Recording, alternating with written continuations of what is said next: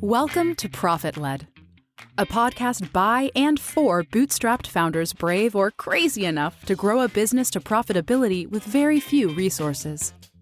Profit Led is brought to you by eWebinar, the leading automated webinar platform built to save you from doing the same webinar over and over again, from sales demos to customer onboarding to training. This season, Profit Led's host Melissa Kwan, who is also co-founder and CEO of eWebinar, will walk you step-by-step through the company's journey to $1 million. Melissa is a 3-time bootstrapper who has spent 13 years building startups. Together with co-host and eWebinar COO Todd Parmley, they will dive into one major topic per episode, sharing war stories, mistakes, and lessons learned as they grew the company to $1 million in annual recurring revenue 36 months after product launch. So buckle up, fellow bootstrappers. It's gonna be one heck of a ride. Welcome to Profit Led Season 2, our journey to $1 million, episode 19. Ooh, wow. I'm Melissa Kwan, co-founder and CEO of eWebinar, and I'm here with my co-host, Todd Parmley, eWebinar's COO. Todd, how's it going? Well, it's nice to see your face in person. We are in New York. Yes. The last time we were together, it was in Bangkok, recording this. Yeah. So, here we are in New York. I hadn't been back since, do I dare say this? The pandemic. Oh. Do we still talk about that? Or is that totally over? Yeah, that was not that long ago, I guess. Well, when did you come in the pandemic? You came before it. Dave and I came when people thought it was kind of over. Oh, and then there was another, Omicron came. So we were here just for that. Right. And I remember, for anyone that knows New York can connect to this. I remember like 9 p.m. we wanted to get dinner, which is like early in New York. Right. And we went to St. Mark's, like one of the busiest, like almost 24-hour streets. And then everything was closed. Everything was closed. Yeah. And it was actually during a time when it was kind of over. So we were quite shocked. And I remembered like paying $20 for like a vodka soda in a normal pub. Right. So I feel like prices have actually come down a bit. Since then. The tip has not, though. The tip has gone up. And you really have to look hard to find the custom tip button. Oh, right. Yeah. No. They hide it because they want you to just give them like 30. And you have to like triple tap while no one's looking. Yeah. But it is the greatest city in the world. Yeah. I mean, I have to say that like coming into the city and seeing it alive again, it still hits me because there was that period where it was like, what is going on? It was like a ghost town. It was so weird. I would ride my bike into the city and it was bizarre. I mean, it's so nice to be back when the city's back. When the city's back, yeah. I mean, there's nothing like it. I mean, we love just like restaurant bar hopping. Like we sit at the bar of the restaurant. Yeah, right. And I think it's really unique in New York because the bars are not like the tables, right? You can, like, even if you don't make a reservation, you can sit at the bar. Yes. And nowhere else in the world is it like that. Oh, really? Yeah. So usually the bar is part of the reservation. Oh. So you can actually get into almost any restaurant if you just sit at the bar, which is actually what we like anyway. Yeah. That's a hack. That's a hack. When you visit New York. Yeah. So in the last episode, we talked about customer horror stories and how the customer is not always right. Yeah. And how we as a company set the standard for like vendor customer relationships, especially through support inbox, which is not always that friendly. No. It's actually the most unfriendly place. So weird. So today we're going to dive into the 12 $0 marketing strategies that we used after exhausting founder-led sales, which is how we got this company off the ground. And if you guys remember in episode 10, we really dove into founder-led sales, how I was just really like knocking on doors, like digital doors and just getting people to sign up, getting referrals, things like that. But that only goes so far for like $100 product. Right. So that I was feeling that really getting exhausted around month 9. Yeah. No, feeling around month 6, but at month 9, it was like totally gone. Yeah. And we had to try a lot of things and a lot of things that also didn't work. So, we had to do something dramatically different, which none of us had done before. Right. Which was marketing. I don't think I knew how important that was until that exhausted because in my career for like 10 years, in startups, and also before that was just sales-led companies. When I was working for companies, I was also in sales. So I never really thought that people wouldn't buy from you if you reached out to them. You know, I hope when people listen to this, because I feel like in hindsight, we sound like such morons. Yeah. You know what I mean? But like, it is real when you're this small of a team and you're bootstrapped. You just can't throw money at the problem. Would that even work? But we did not know what to do. Yeah, I think what I underestimated was how hard it was to sell a cheap product. And I think that came as a shock because I was always selling $10,000 contracts, $100,000 contracts. When I was working at SAP, it was even higher. Yeah. And I didn't realize that those, like the way people buy $100 products was just on their own. On their own, yeah. Like if you think about how we buy software, right? Like signing up for a MailChimp or, a Monday, like we don't talk to a salesperson. No. But I never realized that. I thought, well, if you have someone to talk to, it's better, right? But people don't buy that way. They think that you're wasting their time. And that was actually what was happening to me. So even though my referrals were talking to me, if it was 2 degrees removed, I couldn't get them on the phone. Like I couldn't even get them to respond on a message or whether it was LinkedIn or email. Like it was just not a thing. Yeah. So after that, we had to figure out a bunch of different marketing strategies and really just learning from other people, right? Like I have a founders group that I reach out to and just seeing what people were doing on, on LinkedIn, on Twitter, like how they were actually selling their product in the same price range. So I've got 12 $0 marketing strategies here that I thought we could talk through. Yeah. And this is actually from one of my most viral LinkedIn posts. Oh, because you're the queen of bootstrapping on LinkedIn. That's the word on the street. I did not say that. I love it so much. Yeah, someone had referred me to that. I'm like, yeah, that means my branding is working. Yeah. We need We need to have a coronation at some point. Yeah. Not today, though. No. So the first one is, it seems obvious, but definitely want to dive into this a little bit. But it's to build an incredible product that people want to tell their friends about. Yeah, this is the single most important thing, right? It's at the heart of product-led growth. It's it needs to be, people need to understand how it works immediately. They need to experience its value immediately. That requires it to be very well designed in terms of the user interface. When people have expectations about how it's supposed to work, those need to be met immediately. It just needs to feel like they've known how to use it all along and that it solves a problem for them. Yeah, I think when we say, well, build an incredible product, like people listening might be like, well, yeah, obviously. Yeah, obviously, yeah. But not obviously, because building an incredible product means going the extra mile where no one's willing to go. Yeah. Right? So for us, we will pick something apart even if it takes an extra month. Yeah. Because it's just that much better. Right? It means like counting every single pixel and making sure everything lines up, not just, it does what it does. Right. And let's just put it out there and see what happens. Right? We really try to estimate what people may do and what they may ask for and really go the extra mile to build it. And to your point, like it all starts with a really, really good design. Yeah. And that's something that we've never skimmed money on. Right. In fact, our designer costs us $4,000 a day. And we don't hire him every day. Right. But when we do hire him and he's like, he's really good at what he does. That's why he charges that much, but he's also fast. Yeah, right. So it all kind of, I think, and it's out.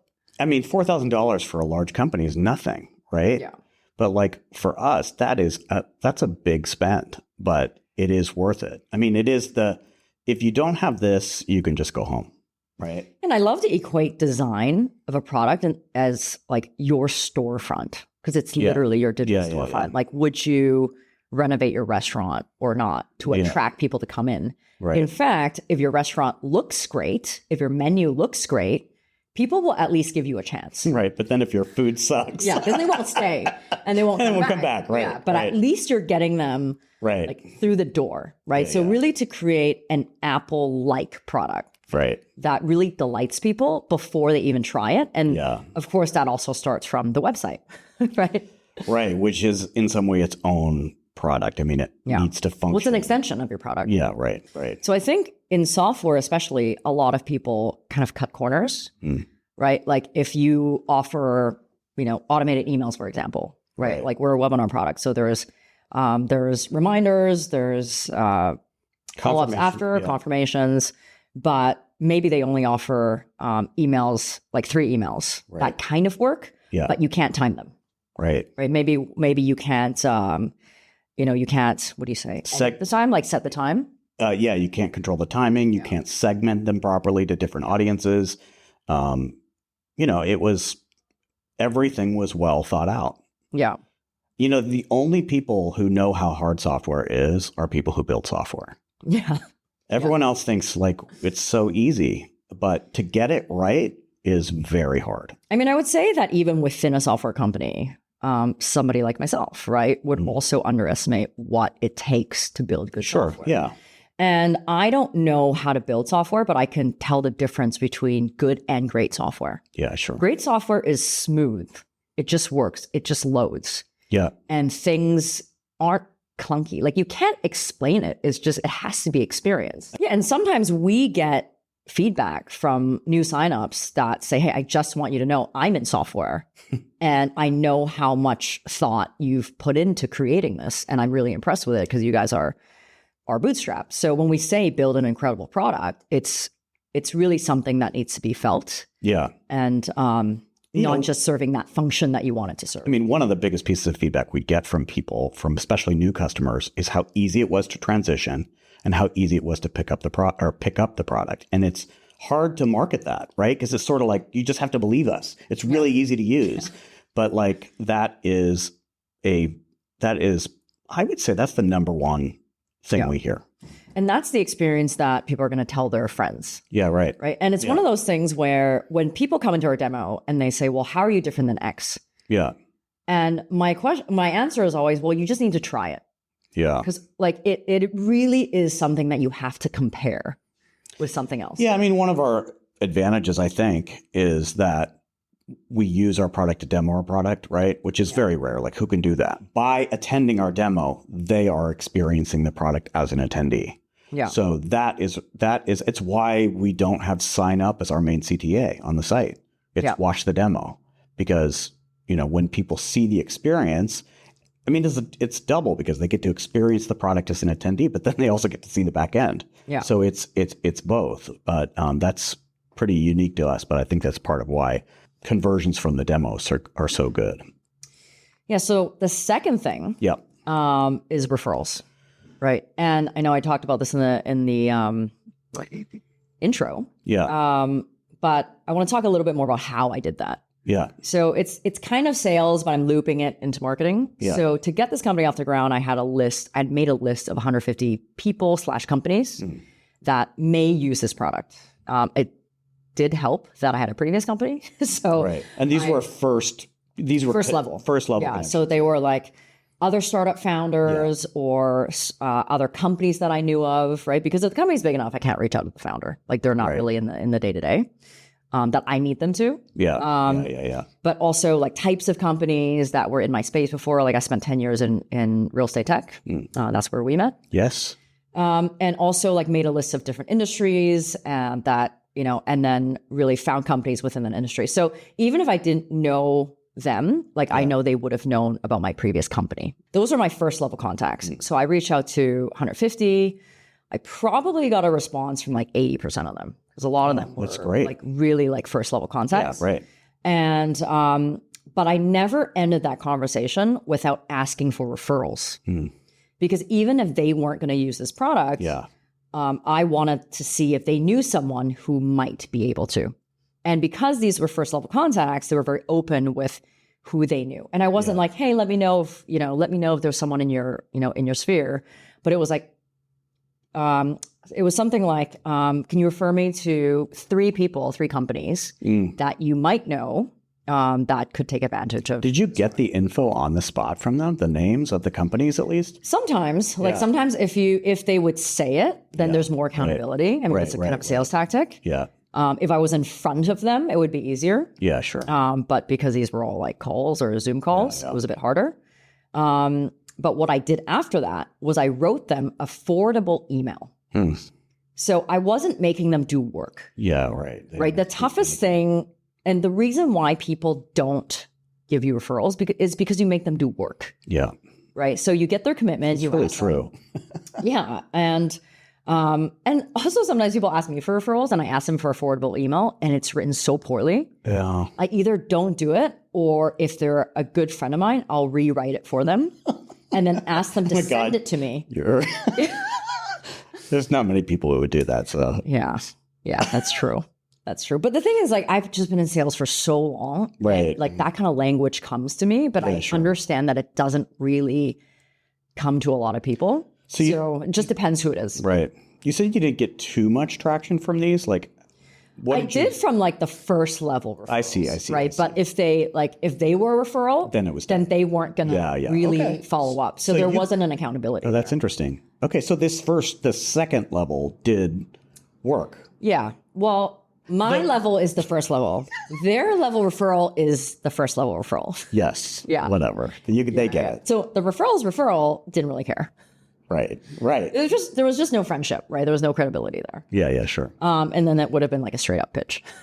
Right. But the affordable email has everything that I want the other person to know, because in sales, you want to control the narrative. It's like that game telephone. Absolutely. Right? The more people you go through, the more meaning is lost.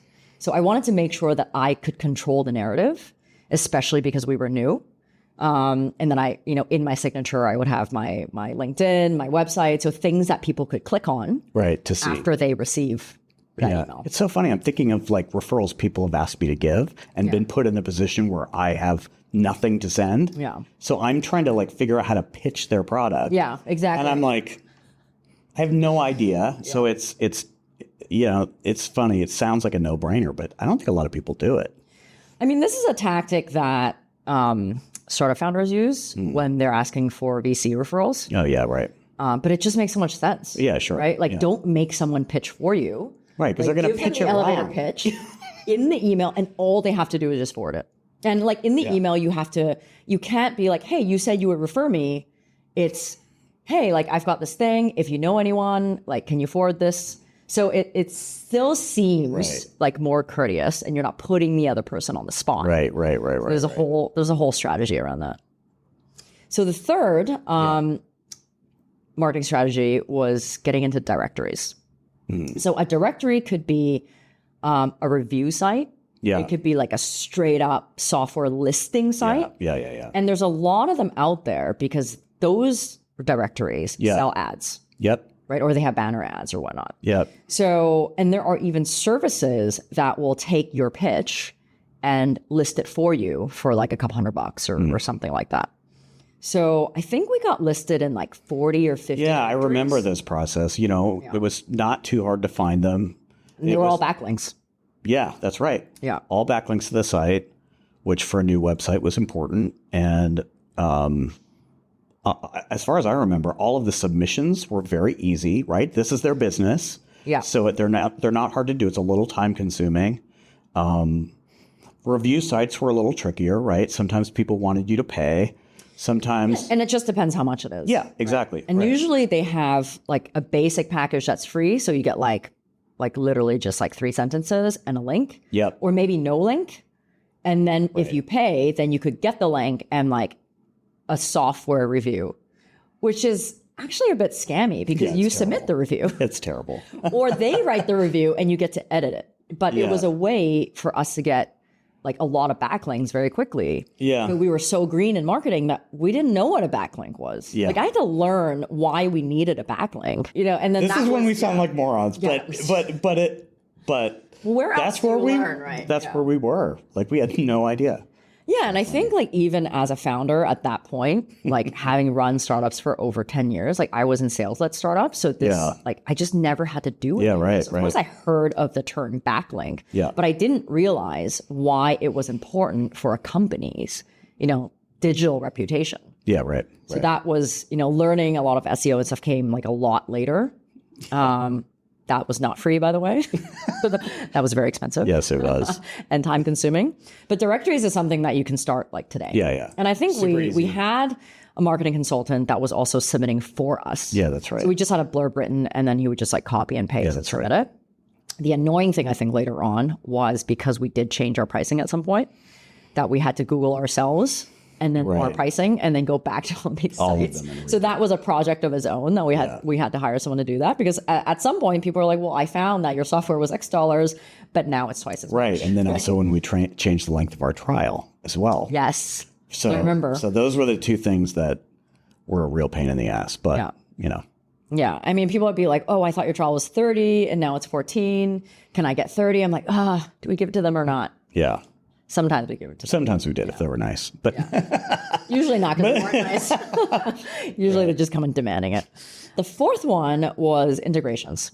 So I remember our first partnership was with a company called Thinkific, which was like a course learning platform. And we went out to them before that partnership was launched and said, what are your most popular CRMs that your clients use? Right. Because we didn't have many users. We had like 100 users maybe. Right. So we didn't even know which integrations to build. Yeah, there's so many, right? We weren't really industry specific. We still aren't. So they gave us a list of top 10. Yeah. And it was like, you know, the ActiveCampaign, MailChimp, like.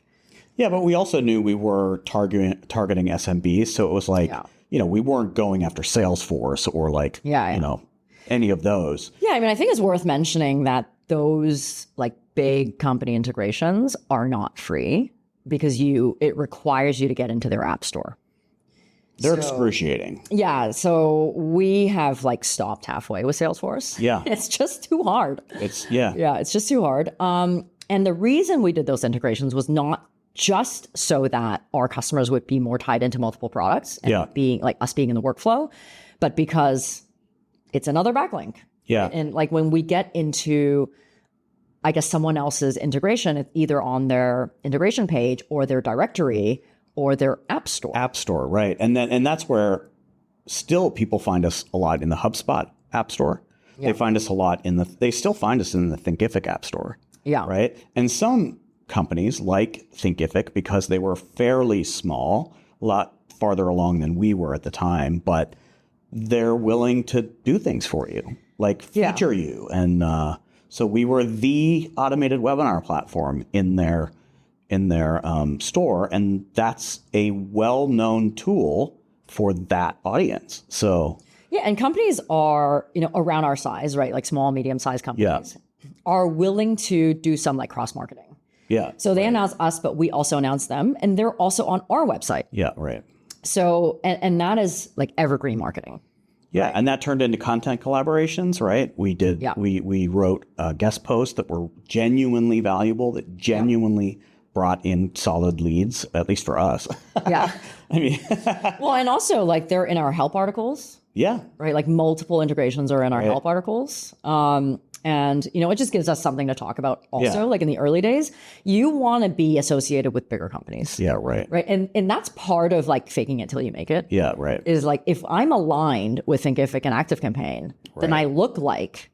Yeah, you've been around for a while. I look like I've been around for a bit. And also like people see us, they come to our website, it's well branded, well designed, they come into our product, it looks legit. Yeah. So there's no clues that we were a brand new startup. Even though if somebody really wanted to dig, of course, we're a brand new startup. We're not trying to hide that. Yeah. We're just trying to match our branding when somebody comes in. Aren't we trying to hide it in a way? I mean, it's like, because I go into some young products and I'm like, oh, this is a young product. From the second I go into the product, and it's not necessarily a bad product, but I feel like we did a pretty good job of creating at least I mean, we talked about this in another episode, like the minimum marketable product. Like it had the base core functionality to compete in its category, even though it was still missing some important things. I mean, we were not trying to hide the fact that we were a new company. No, we were trying to look more mature, look more farther along, and look to make our product look more built out. Yes. By using these integrations or by integrating with these companies and then having an integrations page, right? But it's also important to mention that these are not always great marketing strategies, right? You have to really choose. By the way, before we integrated with someone, we would reach out to their team and say, hey, we're about to integrate with you. Is there anything we can do to cross-market? Yeah. Right. And if you look at a company like Zapier, Yeah. I have to integrate with them. Yes. They don't give a shit about you. Of course not. Zero. I actually don't even know why they have a partner manager. Right. Because they don't do anything for you. And maybe they'll do something for you if you're Zoom. But there is a process. Everything's published. You go through this whole like testing phase. You have this many users, and then you can apply to be this level. And then if you're this level, they give you a feature in their newsletter, but it's like deeply hidden. They will not write about you. And if they write about you, it's a no follow link. Right. Like that's just how they operate. Yeah, but they don't have to, right? Yeah, they own the marketplace of this middleman connector for integration. So, Salesforce, same thing. Yeah. Oh, yeah. My God. Yeah. So we had to integrate with Zapier because is it Zapier or Zapier? I think it's Zapier because it's a Zap. I had to learn this. Yeah, it's a Zap. But it just means how much time you should put in. Yeah. To also feature someone else. Absolutely. Yeah. So we did target mostly kind of early-ish companies or not. I mean, mid-size, like good-sized companies still care about this. Yes, because they work. That's right. Jobs, right. Like, I mean, ActiveCampaign is huge. Yeah. Right. Right. And, but they care. Yeah. Right. Right. So it just depends, right? Yeah. Like what the stage is. But like the important thing to mention here is it's not just the integration, right? No. It's all the marketing, all the partnerships, it's the branding that comes with the integration. But like, don't think that just because a company is big, that's going to give you exposure. Yeah. It's really the opposite. It's the opposite. The fifth one was case studies, right? So it doesn't matter how much we say we're good. Yes. If someone else says we're good, then we're 10 times better than what we say. Right. So in the early days, I mean, we always had a customers page. We always had some logos. Yeah. And we added to that customer page and made it a case study page really over time, like fairly quickly. Because we did find some raving fans pretty quickly, but I was forcing people, like really forcing people to get them on video. I mean, I'm laughing because as slow as it might have seemed at the time to build out that page with different case studies, we moved really fast. And it was because you were forcing people. I was really forcing them. And I mean, like, a lot of these were my friends. Yeah. Right? Like, and they weren't like unaffiliated, like fully unaffiliated customers. Like they were still finding value in our product. They were genuinely using our product, but they were my friends. Yeah. I knew from my past life. And just to talk about the process, because it does make it very easy for the customer, right, to give a case study, is it was an interview with questions that were very easy to answer, right? Yeah. Like what was life before eWebinar? What was it like after? They were very, very simple questions that they could easily answer. They didn't have to write a thing down. They just had to get on the call, record the session. We would edit it and we would take from what they said, write it into a case study for them, get them to approve it, make sure we weren't saying anything they didn't want to say, and then publish it. So we took the burden off of them to no work. Yeah, no work. So it's important to mention here that my set of case study questions that I ask, I think it's like 9 questions or something like that, was structured in a way that it was like a sales pitch to our product. Yeah, right. So it was like, what's the problem? What's the solution? Yeah. Like, what did you look for before us? Yeah. And what benefits are you seeing from using us? And what's your favorite feature? What's your favorite feature? And who would you recommend us to? So I have that, by the way, as a resource on Notion that I can share on the show notes as well. And anyone can just copy this. And the process was like, when I reach out to them, I would say, hey, I would love to have you as a case study. If you can spend 15 minutes just like on a Zoom call with me, I'll record this. And if you don't want the video to be published, I will not do it. But we'll take the text. We have an editor. They will write it out. You get to approve it. But I think 10 out of 10 times they let me use the video. Yeah. So what we do on the case studies on our site is it's written like an article, like an interview. So question, answer. And we will chop up the video into snippets that go on top of the question for people who don't want to read. And we also, because we did a bunch of customer interviews that are unrelated to this, Before we started a customer page, I actually just reached out to all the customers that we interviewed to figure out who our ICP was and said, can I turn this and some of the video into a case study? Yeah, and this is probably, it's obvious. It's what you said. Nobody's going to believe what you say, right? Yeah. But this loops back to what we were talking about at the beginning, is this is how people buy now, right? I'm not going to believe you. I don't trust you. And that's also why I think people don't want to talk to a salesperson, because they're like, you're selling to me. I know you're selling to me. Yeah. So this kind of like is sort of social selling, right? It's like, I have the same problem as this person, and eWebinar solved it for them. By the way, the 15 minutes thing was kind of a trap. Of course. I knew it was going to take longer.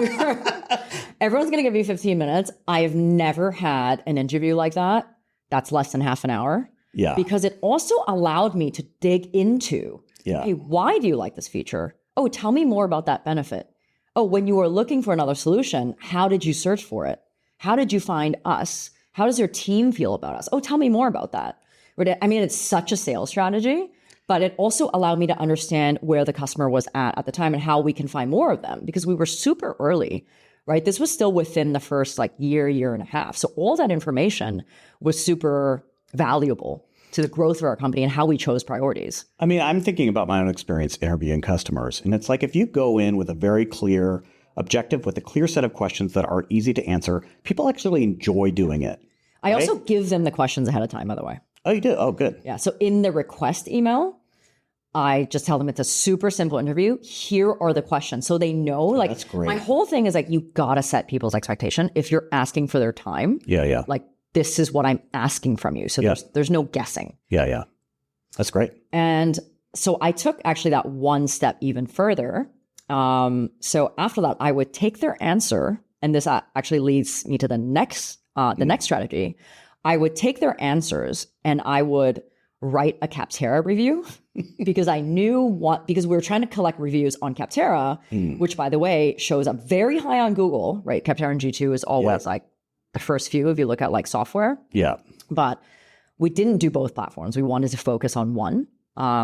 So we chose Capterra, and I knew what the questions were. So I took their answers and I was like, hey, by the way, if you could take 2 more minutes, if you could write us a Capterra review, here are your, here's your copy and paste answers that you can put in.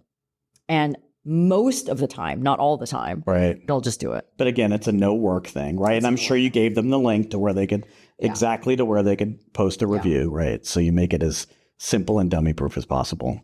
Yeah, and I actually had one review that was flagged as it just didn't get published. And my friend had to kind of go through this whole process, and then Capterra thought it was fake. And but I was like, oh, did they know that I wrote it? But it was still his words. Yeah, he just right. Type them out. So he had to go through this whole process to get that released, which was kind of annoying. Yeah. Because it is really, really hard to get people to write a review. Yeah, and that's another layer of trust, right? Not only are you seeing a testimonial, you're seeing a testimonial on a trusted testimonial site. So that's the extra layer that doing something like going for Capterra gives you, is it also kind of contributes to your legitimacy. Yeah, and Capterra does have, all these sites do, right? Have ad things that you can buy, packages that you can buy or whatnot. Yeah. But we couldn't afford it. But also, you can't buy ads when you have 10 reviews. It just doesn't look good. Yeah. So then you look new. And so this was kind of part of not trying to hide that we're new, but really definitely was trying to make us look more mature. Yeah. I still don't, we've been around for almost 4 years now as a product. And I still don't think we've hit 70 reviews. It's so hard to get someone to write a review. The thing is, though, software in our category that's been around for 20 years, a lot of them have significantly less than we do. So our effort has, it does make a difference. Yeah. And the reason why these sites are important is because people do look at those when they're doing research and comparing you, and, they trust what other people say. But I will say there is an exception where people will run to write a review is when they hate you. Oh my God. Yes.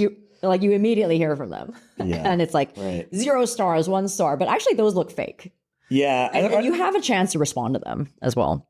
Yeah, they just look like disgruntled people. Like everybody knows that. But it still sucks when you get one. Yeah, it still sucks. Yeah.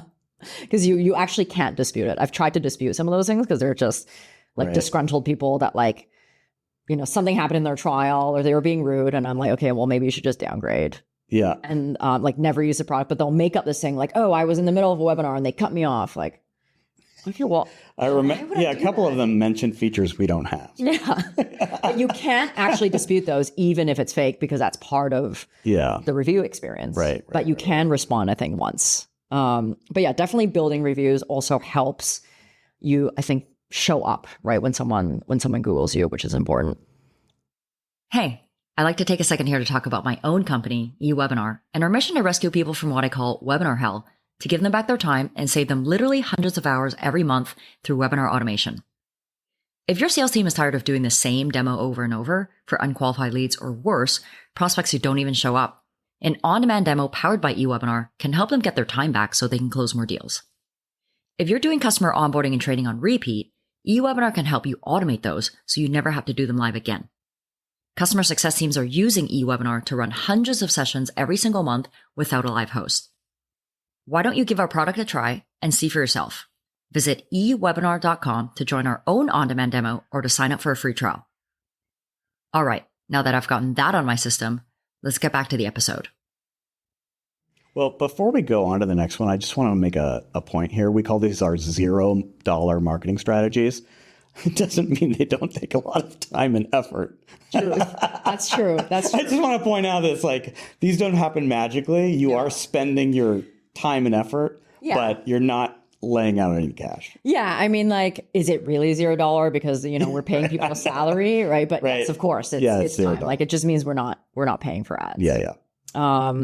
So the 7th one, which we're actually going to dedicate a whole episode to, the next episode is like sharing on LinkedIn. So the story is that I was kind of desperate. Like I was in a like fairly desperate place, right? Like we were definitely burning more cash than we were making. I think it took like 30 months at least for us to like even be close to breaking even, right? And this is like when a lot of people, including yourself, make concessions to like work for this company. Yeah. And I reached out to my friend Lloyd Lobo and I was like, what do I do? Like, how do companies like me get eyeballs? Like, how do they get people? Yeah. And he's like, well, you should, you know, look up this guy named Justin Welsh. Like he's like shares on LinkedIn and Twitter and, you know, he's like building an audience. I'm like, why would I want to log in on LinkedIn? It's like a resume platform. Right. And so I logged in and I realized like, it's just turned into a whole different thing. Like it turned into this like micro blogging platform. Yep. And then I took the course by Justin Welsh, which was like LinkedIn operating system. And it was just teaching you how to build an audience on LinkedIn by writing daily about something that either you care about or you have expertise in to attract an audience that may buy from you in the future. And so I was like, yeah, it can't hurt. Yeah. And that's when I started writing once a day on LinkedIn. I did that like once a day for like 3 months. And then I like went down to like 4 to 5 times a week because there are just certain days where you're wasting content. Yeah. Where like Fridays and Saturdays, like if you're posting content, yes, you're out there, but you're kind of wasting it because the engagement is so low. Yeah. And then as we know, like everything on social media lives for like a day maximum. Right. I mean, I think on LinkedIn is already long. It doesn't get shown to a lot of people, especially like as your audience grows. But sharing on LinkedIn turned out to be 20% of our demos. Yeah. And so we weren't getting a lot of demos, right? We were getting like 50 to 100 a month, you know, automated. I wasn't doing them automated through our site and our software. But 20% is like not insignificant. No, it's very significant. Yeah. Yeah. But of course, writing content is a beast. I mean, that's why I had to say, like, you know, these things are all challenging. Yeah. You kind of have to be relentless. You got to figure it out. Something I think you're very good at is when you don't know how to do something, you find somebody who does so you can fast track getting there, right? Because don't reinvent the wheel if you don't have to. Like somebody's done this before you. They've already cracked this nut. So, find them, learn from them. And I don't believe in shortcuts, but I do believe in fast tracking. Oh, yeah. That's what I mean. And you kind of have to be relentless. I mean, you were relentless at posting on LinkedIn.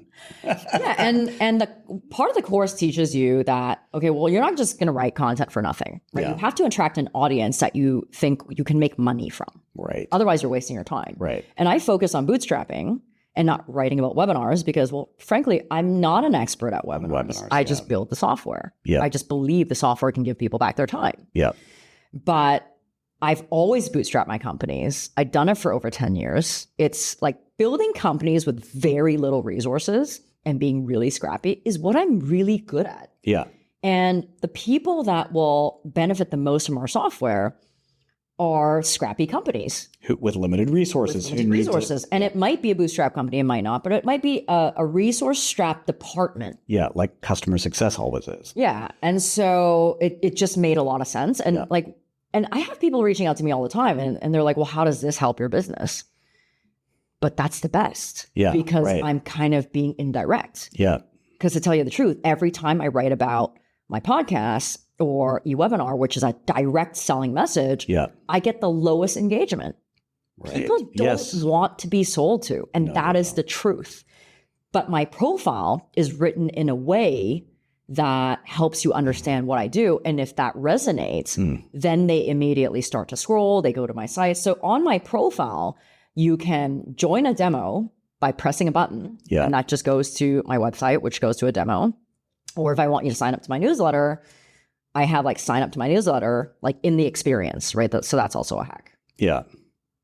But also like, I think the cool thing about sharing on platforms like LinkedIn, like I'm not saying like LinkedIn is the platform. It may be for me, but not for you. Like for some people, it might be Instagram, it might be TikTok, you know, whatever that is. But you don't realize that by sharing on LinkedIn and writing every day, how much more creative that makes you in other aspects of your life. Yeah. It forced me to think about my business in different ways. Right. Because you're not writing fluff content, right? You need to write something of real value, even if it's entertainment value, right? Yeah. Like telling a story that whatever, but it has to have real value. So you can't fake that part. Yeah. And also it's from people engaging with my content. Then I come up with new ideas. Yeah. Right. It's from people DMing me or other way around. Yeah. Because now I'm seeing other people's content. So I'm actually learning for free as I'm engaging on there. So I don't just post something and leave. Yeah. Right. I respond to every single comment, even if not immediately. I make sure everybody gets a response. And sometimes those comments are quite polarizing. Yeah. Right. So it turns into a discussion. Right. But then I see someone else and their expertise, and I've hired people from there as well. Yeah. And also, I have a founder community that I've put together and that I run, that I moderate. Yeah. And so I've been able to invite people to join that from meeting people that I feel like are my friends, but I will never meet in real life. I think that's just a weird phenomenon that we have in the modern world. Yeah, of the modern world. So the 8th one is getting on podcasts, so podcast marketing. And this was before Profit-Led. I didn't always have my own podcast. Yeah. I forgot like when that came in, but definitely like I remember there was somebody in our demo that was like, hey, I know you're a new company. I don't know why we're talking about like demand generation, but he's like, I'm trying this new thing where I hired an agency to get me onto other people's podcasts. And it's worked really well for me. But he was selling like a $2,000-$3,000 product. I think he was like he was selling like a program. And he's like, maybe you should look into this channel. And so I actually hired the same agency. And what these podcast agencies do is they get you as a guest on other people's podcasts. Right. So I never thought about this before, but a podcast is 30 to 45 minutes of time for you to talk about yourself. Yep. And someone's just interviewing you. Yep. And so I hired this agency to put me into like something like 10 or 12 podcasts. Unfortunately, those podcasts were like the quality of those podcasts were actually quite low. Yeah. And then I realized like, why am I paying someone like $500 an episode? Yeah. Why wouldn't I just do it myself? Yep. Like especially since the quality was so poor. Well, yeah. Like, and the way the agency worked was you tell them what you want to get into. So let's say like business podcasts. Yeah. And you don't get to say no.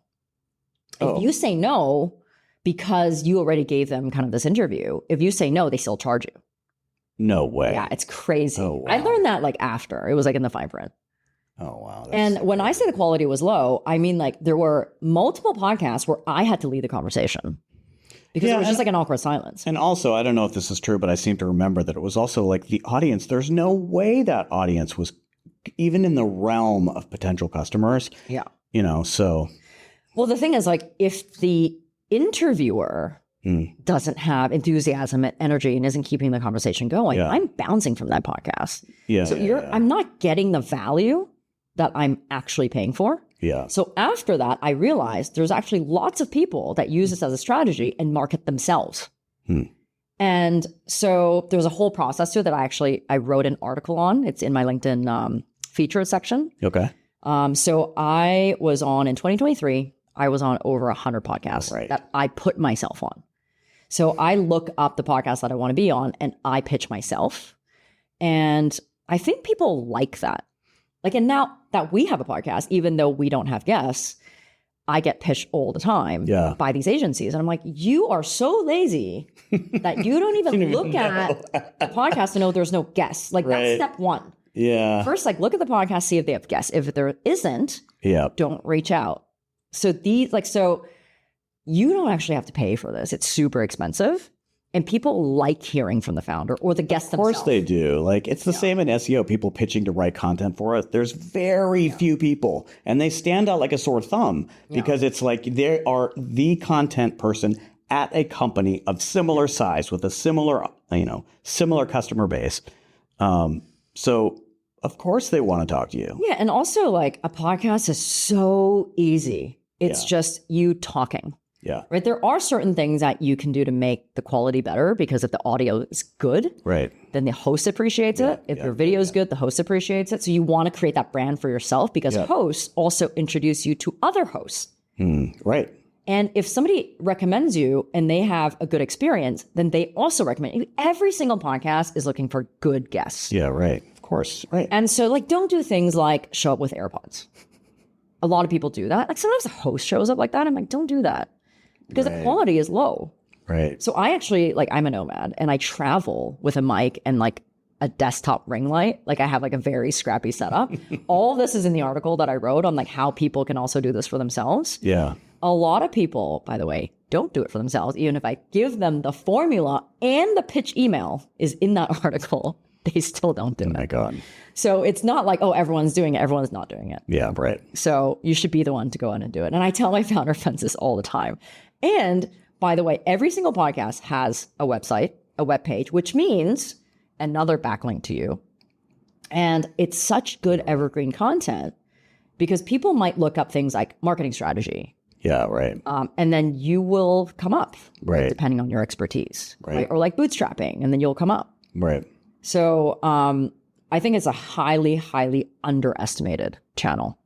And it's really easy to do. And once you get some traction, once you get like hit 50, then they kind of just come to you. Yeah, right, right. Yeah.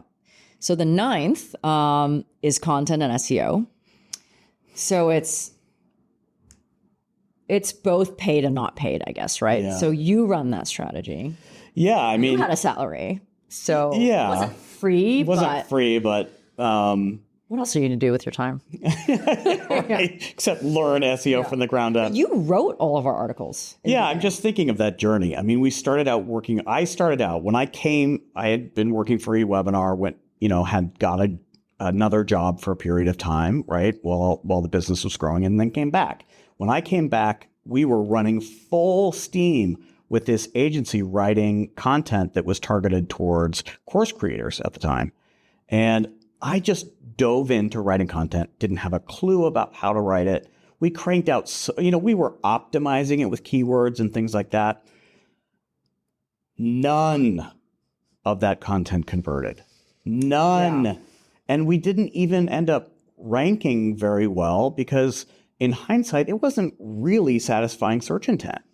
Like you can't really fake SEO unless you have a really soft category where nobody's competing in it, which by the way, can happen, especially in a category with a lot of well-funded startups. They don't even bother doing SEO. They're just going to buy ads.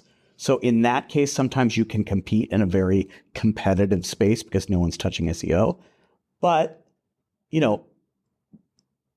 when we realized that like nothing was coming from this. And we had a whole episode on that before. Yeah, that's right. On like really digging into why agencies just weren't working for us.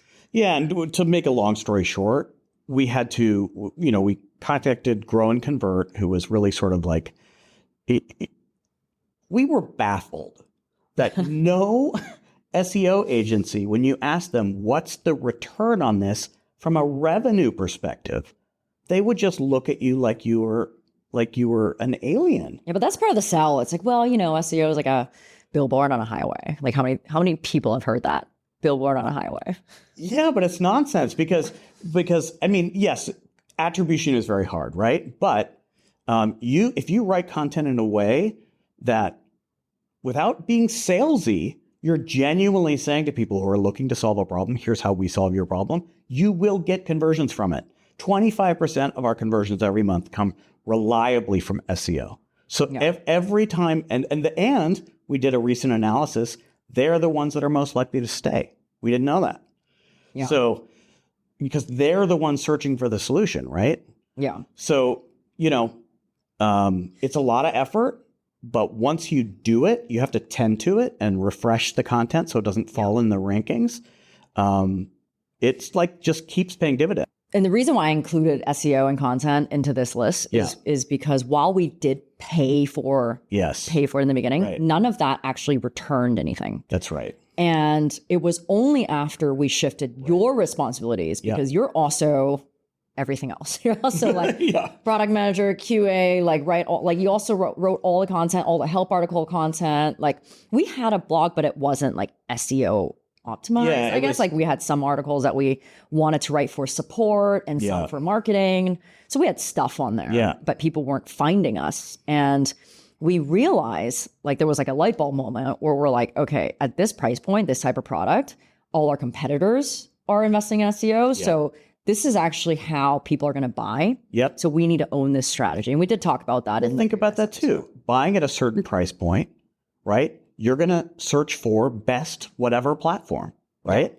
And then you're going to read that, you're going to check out a few, and you're going to make your decision. And the odds that you're talking to a salesperson are nearly zero. Yeah. And so while we didn't hire you for that,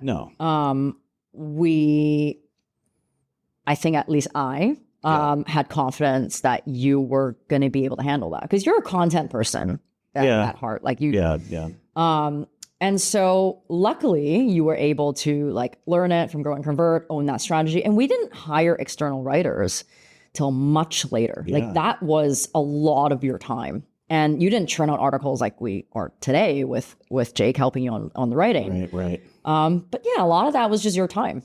Yeah. I mean, bottom line, it wasn't until we owned the strategy and really understood it and did it ourselves. Yeah. Did we really get results? I think in the first 2 years, we probably had I want to say 40 articles of all different lengths. Of course, now there's a lot more. Now it's kind of a machine. Yeah.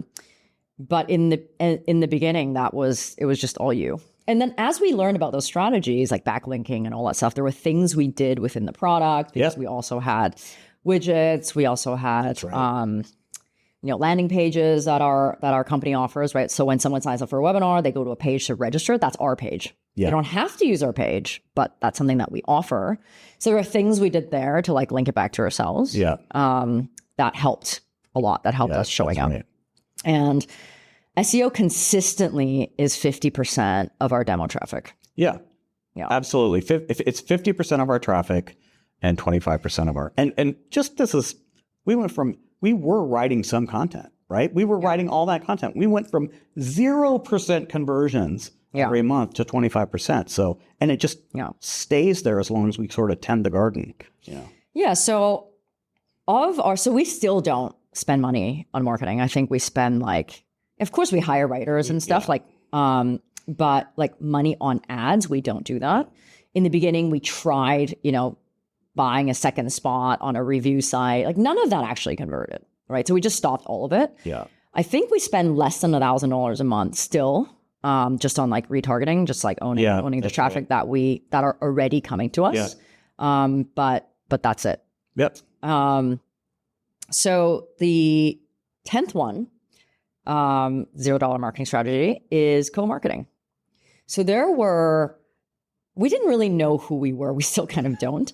We were working with like... We'll find out when we grow up. Yeah, exactly. We're working with like multiple different companies, different lines of business, different sizes, course creators, life coaches, like you name it. Like we're working with them. Yeah.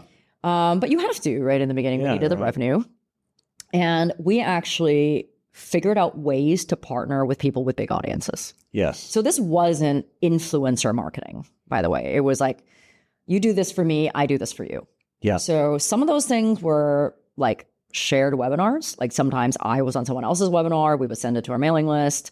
Sometimes, it was a template within our product, because we actually added webinar templates in our product in the beginning, specifically for co-marketing. Right. So for example, if you were a pitch coach, right? And you had like a certain like template of a script that you sold or a certain method that you sold, we would allow you to create a template for us. Yeah. So this would be like the Todd Parmley template. Yeah. Within the template, there would be a video teaching you how to write that script.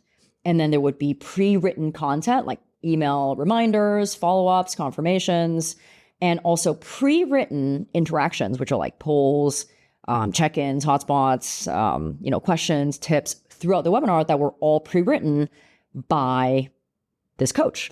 Yeah, right. And so we still have a lot of those templates. Yeah, and one of the first ones was a Thinkific template, which came out of that, that initial integration strategy.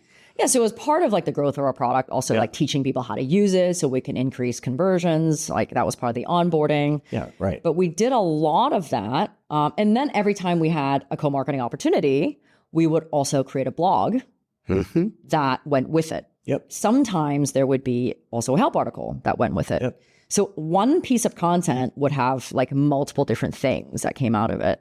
I wouldn't say that was like the biggest revenue driver, but I do think that, again, associating ourselves with people with reputation, with credibility, and with big audiences, allowed us to build our brand. Yeah, right.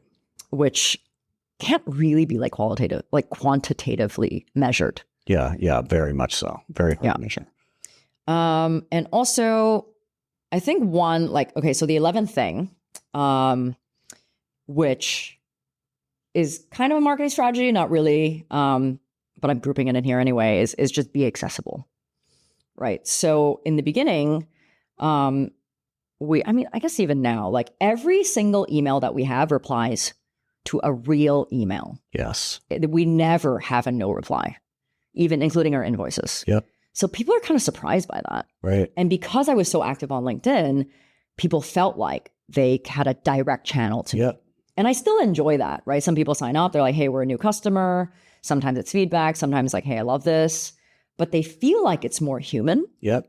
And it also drives me nuts when I want to get to someone or like some inbox and I just can't find an email. Yeah. You have to go through this whole form, everything's gated. And I get that, like maybe a company to a certain point, a certain size have to do that, but we're not really talking to those companies. Right? No, and that's one of your like superpowers as a small startup is that you can be accessible. You don't have to, there's no like weird chain of communication it has to go through. They can come straight to you. Yeah. And I think people really underestimate how happy people are when they hear back very quickly. Yeah. I mean, I'm sure they were not only surprised there was a reply email, but also that when they replied to the email, they got a response. Yeah. Especially like feedback emails. Yeah. It's just like, what? Yeah. So, it's a way to stand out, getting new customers at the beginning, one at a time. And I still do this. Within a week of somebody signing up, like as soon as someone signs up, I get an email that says Todd Parmley has signed up. This is the email. Yep. It's just an internal email. But within the week, I always reach out. like personally. And these are not automated emails. Yeah. And the reason I do that is because it gives me a chance also to see who the company is. Yeah, sure. So if it's a company I recognize, if it's a big one that I might reach out for a deeper conversation, Right. See if they're our ICP. Yeah. But I still do that. The added benefit of that is you see who is trying to scam your system. Like multiple people. So actually now, like when we get a repeated sign up, I'll say, oh, this person's already signed up. It's an existing account. Because of course we have a 14-day trial. People are trying to use it in all different ways and not pay us. 10 trials. Yeah, exactly. Signing up for, recently we had somebody sign up for 10 trials, using it just to the limit, and then signing up 10 more. Like, so it gives me an opportunity to see what's happening and where the holes are. Yeah. What the alerts are that we need to build. So we have to be able to limit that. Like we're not a charity. But yeah, and we actually had to change some of our terms because this was actually happening quite frequently. Like we had to say like in our terms that, you know, one company can only sign up for one trial. So it gives us the opportunity if somebody's really misusing it. And, you know, sometimes people like don't use it and then they sign up with another email. Totally get that. Yeah, that's different. But it's really different than when someone is, because actually it costs us money to run the webinar because we're paying for bandwidth from Video, who's our video provider. So there's an actual cost. Yeah. Right. But being accessible also means like some of that reaching out, right? Letting people know that you're human, you're not just a product, you're not software. Yeah. And sometimes people will reply and be like, I know this is automated. I'm like, no, actually it's not automated. Like it's a templated email, of course, but I am actually hitting that, putting in the template and hitting send. Makes a difference. People respond differently when they know they can reach you. Yeah. And that's when they start to realize, oh, customer support's going to be really good for this. Yeah. Right? Where we've talked about this before, where the assumption is the larger the company, better support. It's typically the opposite. And also sometimes if people say, oh, I switch from something else. So this allows me to ask them, what was the problem? Yeah. Why? And how did you find us? Like I will reply as many times as it takes for them to stop. But, you know, not a lot of people respond. But the ones that do, like, it is valuable information. So I will get as much information as I can out of this person while they're there. There's like a theme with you. How far can I push this? Yeah. So the last one, which I think more people should take advantage of, is to either have your own, like build your own, or be a part of another peer community, another peer group. And I don't mean like be a part of a Slack group that has like 2,000 people that have like, you know, really no engagement, where you don't really have a face and a name. So I have a group of founders, like 50 plus founders on WhatsApp. I know a lot of Americans maybe don't use that because they don't really travel like as much as like Europe, where like traveling to another country is like taking a bus.